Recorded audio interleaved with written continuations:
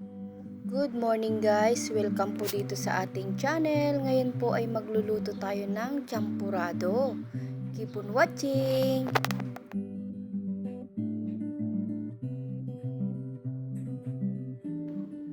Meron po ako ditong 2 cups na glutinous rice. Ayan, hinugasan ko muna itong maigi guys bago natin ilalagay dito sa ating pinapakuluan na tubig. Ayan, bali yung ating tubig, tinadya ko na lang po yan. Bahala na kayo dyan.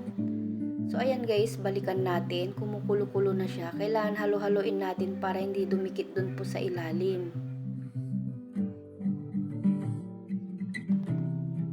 Naglagay na rin po ako ng brown sugar. Bali 1 cup na brown sugar. Hindi ko po siya gaanong mamatamisin.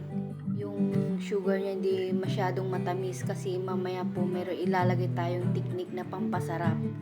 Ayan, habang kumukulo siya, halo tayo ng halo ulit.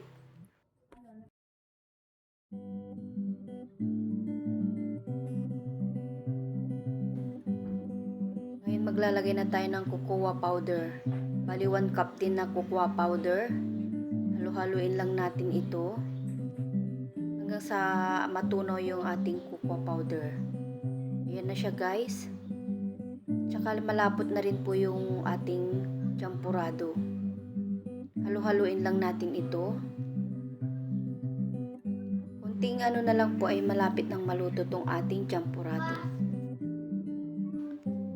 Ayan guys, sa puntong ito ay luto na yung ating champurado. Makasarap sa malamig na panahon yan guys. Ayan, requested po ng anak kong panganay. Kaya ayan, nagluto tayo. Ayan, ready to serve na po ito. At i-ready na rin yung ating gatas. Ayan po, kumuha na po ako ng pinggan at magsaserve na tayo.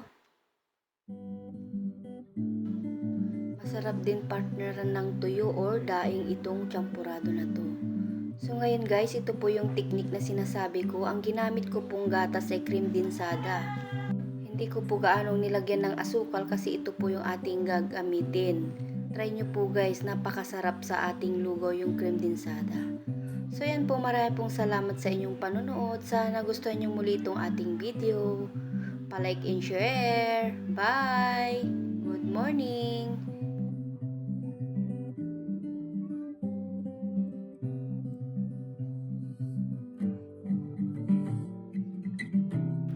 Siya nga pala guys, masarap yung ganitong champurado, yung hindi mo siya haluin, yung dadakot-dakutin mo na lang siya ng kutsarang ganyan, tapos isusubo.